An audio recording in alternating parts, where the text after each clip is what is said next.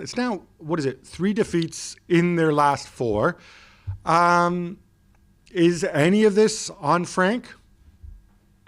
I think it has to be. I think only a fool would say it's just the players. I think it's both, really. I mean, Frank's picking a side where he thinks they're going to get 3 points. They're in a run of, as you said, 3 defeats out of 4. They're in bad form. Needs to get players like Kai Havertz and Timo Werner playing. He's got injuries at fullback, so he had to play Reece James, or he thought he had to play Reece James. That was a mistake, in my opinion. I understand playing Ben Chilwell because Emerson's not good enough and can't be trusted. So, yes, it's on Frank's watch, but at the same time, the players have got to do a hell of a lot more. You said he needs to get Kai Havertz playing. Juls, and I think we agree a little bit, I'm not 100% sure you need to win games and get points and build something. Havertz, he's been in, he's been ill, he's out. Can you afford to play Havertz? Because he feels shoehorned into the team every time. Yeah, but if you're playing in his right position to start with, which we said many times on this show, which is probably behind the striker, that's his best position, you need some creativity. But then where do you put Mason Mount? But you find a way of playing Mount and Havertz together, which I still think that's Lampard's job, to find a way of doing that. Well, he did. We saw the Conte Mount Havertz midfield several times. Didn't work out great, did it? No. But that's true. But then maybe you give Mount a rest, and now they play on Tuesday, on Monday even against Aston Villa, and maybe that's the right time to rest Mount. I just think the lack of creativity against Arsenal for over an hour was just. Yeah, abysmal.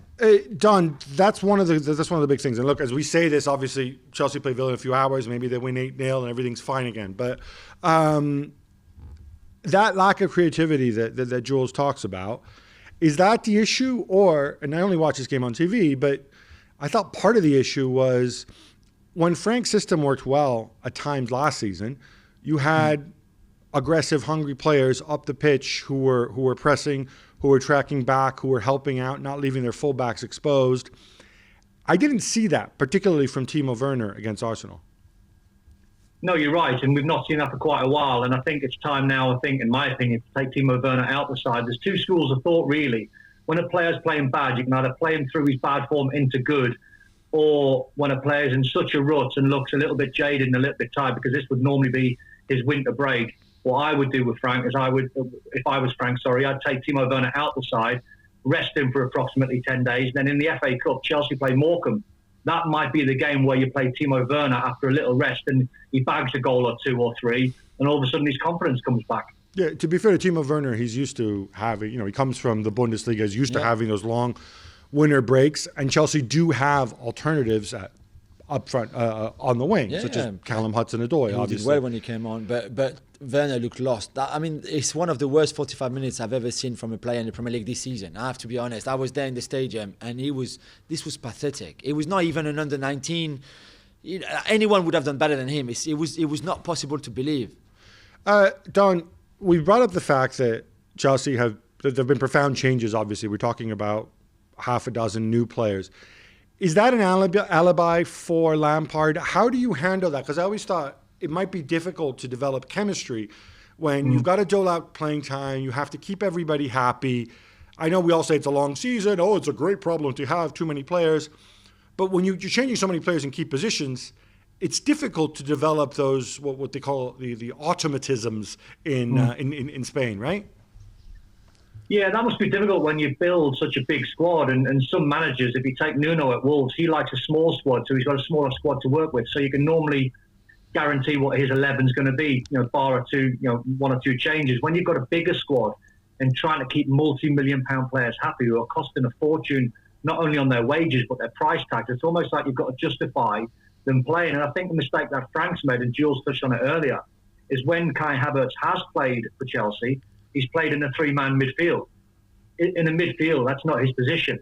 Even when you're playing wide left or wide right, it's not really his position. So if you're going to build a side, at least put Kai Havertz as a 10. And I think what Frank's going to experience at Chelsea, being a rookie manager, is he's going to have the odd bad performance. There was a performance last season against Sheffield United. That was one of the worst under his watch. Then the West Brom 3-3 was a real nightmare scenario, 3-0 down, and how they come back, I'll never know. And I think these young managers like Arteta, like Ole and like Frank, when they're trying to compete with the likes of Klopp and Guardiola and Mourinho, That can't be easy. So I think every now and again you're going to see a young manager, Frank included, have a really, really, not a bad run of form, but a real bad performance. But we said at the start of the season, okay, we give him a few games to find the right formula, get the right team in place. It's 5 months now, and there's just nothing. He still keep changing, and the formation, and the personnel, and this, and he make the wrong substitutions, and he make the wrong choices. I mean, there's a time where he needs to get it right. Yeah, I don't think there's any question. He's got a lot of options, too many options, no preseason, hasn't been helped. He needs to work his way out of it. But I mean, for me, he'll get there eventually. Yeah, I agree. Well, thank you very much for watching ESPN on YouTube. For more sports highlights and analysis, be sure to download the ESPN app. And for live streaming, premium content, and let's not forget as well, ESPN FC 7 days a week. Subscribe to ESPN Plus.